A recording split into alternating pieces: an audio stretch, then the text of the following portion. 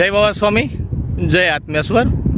હવે ઘણા યુવાઓનો પ્રશ્ન હોય છે કે ભાઈ માનસિક બીમાર હોય અથવા શારીરિક કંઈ પણ સમસ્યાઓ હોય, આર્થિક સમસ્યાઓ હોય અથવા ઘણા આધ્યાત્મિક પ્રશ્ન જેવા કે જીવન સદગુરુનું શું મહત્ત્વ છે, આત્મ સંસ્કાર એટલે શું, સમાધિસ્થ ગુરુથી જીવંત ગુરુ સુધીની યાત્રા કઈ રીતના કરવી, ચક્ર સુધી કઈ રીતના કરવી, કુંડલીની જાગૃતિ શું છે અને કુંડલીની જાગૃતિ કઈ રીતના અને કોના સાનિધ્યમાં થાય, આવા અનેક પ્રશ્નો જીવનના શારીરિક અને આધ્યાત્મિક જેટલા પણ પ્રશ્નો છે એ બધાય પ્રશ્નોનો જવાબ તમને મળવાનો છે।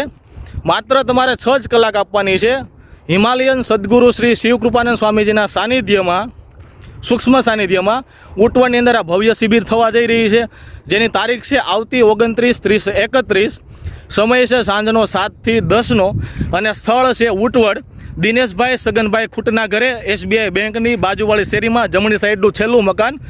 તો આ અવસર તમે ચૂકતા નહીં, કારણ કે આ 6 કલાક તમારું જીવન બદલી શકે છે। અને બીજું કે હિમાલયના સદગુરુ શ્રી શિવકૃપાનંદ સ્વામીજીએ 16 વર્ષ સુધી હિમાલયમાં સાધના કરી છે અને એમના સાનિધ્યમાં શિબિર થવા જઈ રહી છે। બીજી વસ્તુ એ છે કે ઉટવડથી બાબરા 13 કિલોમીટર થાય છે, આટકોટ 13 કિલોમીટર થાય છે અને જસદણ 17 કિલોમીટર થાય છે।